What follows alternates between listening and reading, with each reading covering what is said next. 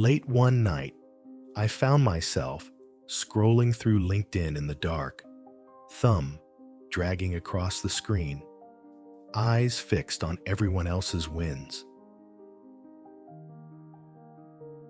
Photos of new offices, record-breaking sales, luxury cars, overseas trips. Post after post painted the picture of success, and the glow of my phone, cold against my face, only deepened the shadows in my chest.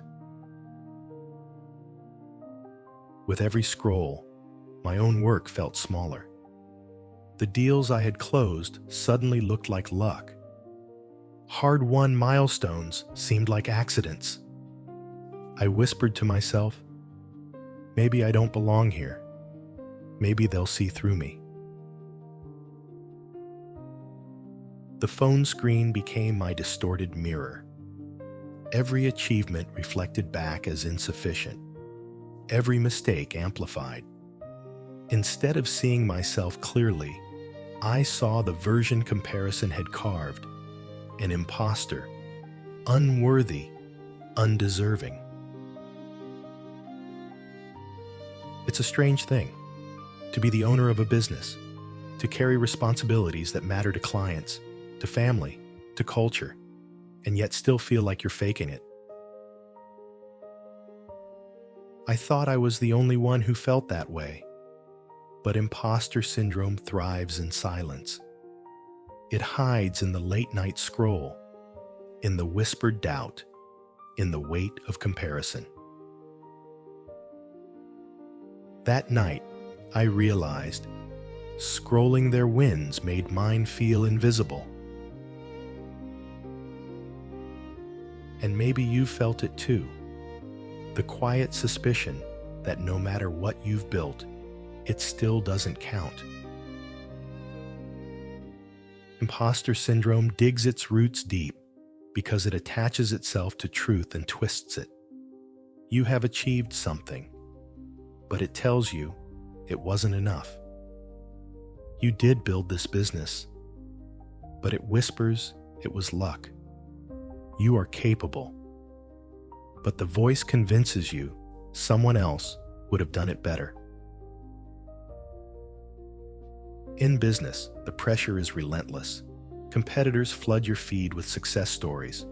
Industry peers flaunt their numbers. Every stumble feels like exposure, proof that you don't measure up.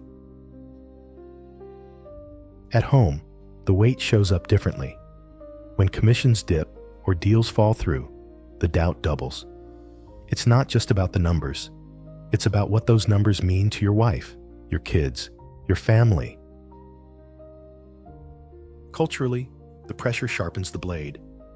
As a second-generation immigrant, I carried the unspoken expectation that my success wasn't just for me. It was for my family's honor, for the sacrifices they made. So when doubt crept in, it wasn't just personal. It felt like letting down generations. Do you know that feeling? Do you ever look at your own achievements and feel like they don't belong to you? Do you fear that one mistake, one failure, one crack in the image will expose you as a fraud? I wish someone had told me, your success is real. You built this. Because the truth is, imposter syndrome thrives on silence. It keeps you quiet so the lie can keep growing. But the reality is simple. Success doesn't happen by accident, and worth doesn't vanish with one stumble. I thought I had to be flawless to belong. That thought nearly erased years of effort in my mind. That night, the phone glow felt heavier than ever.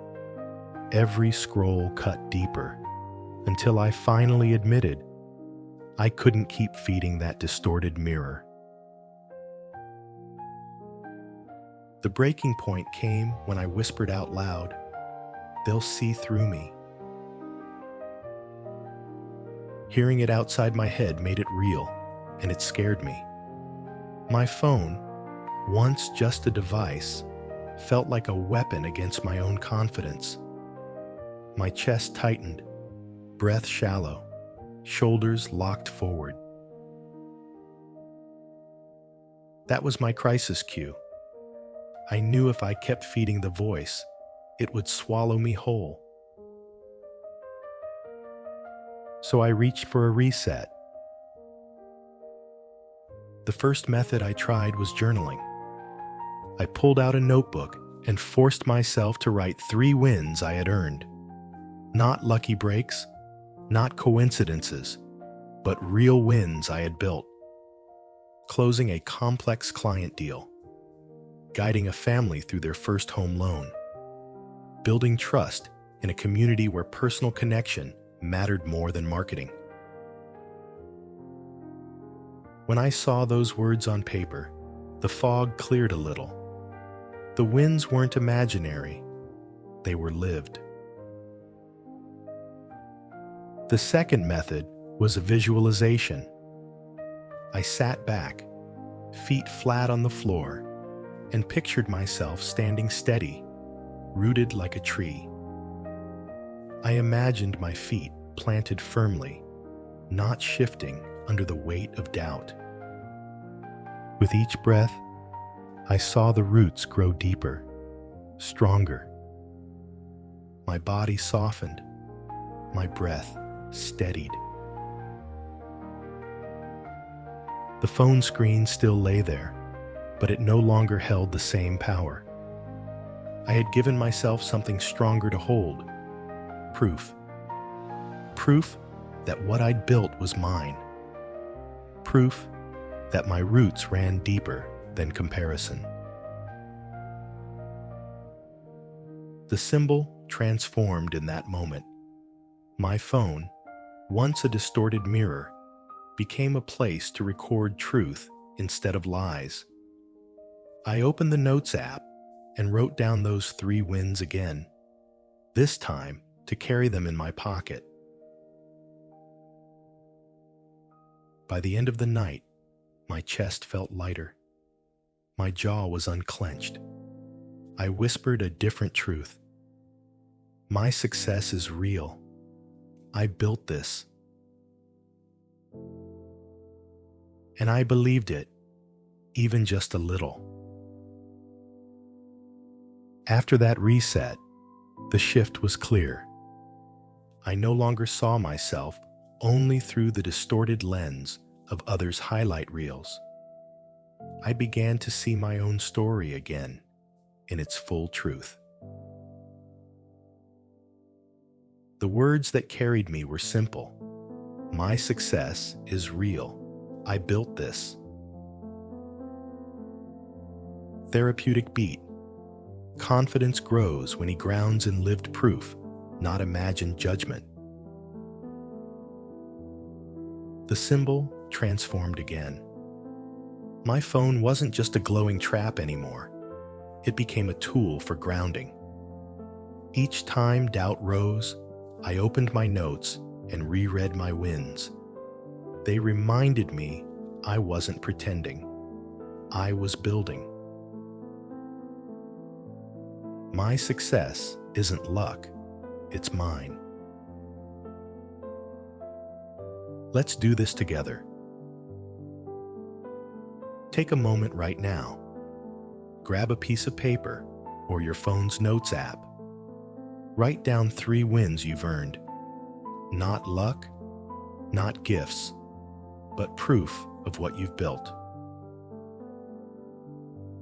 Maybe it's a deal you closed. Maybe it's a challenge you overcame. Maybe it's the simple fact that you kept going when it would have been easier to quit. Now read them back, out loud if you can. Feel the weight of your own proof. Let it settle in your chest. Next, close your eyes for a moment. Place your feet flat on the floor. Imagine them rooting down, steady and strong. With each inhale, feel your strength deepen. With each exhale, release the lie of being an imposter. Stand steady in your own truth. At work, this practice reminds you that every achievement is built, not borrowed.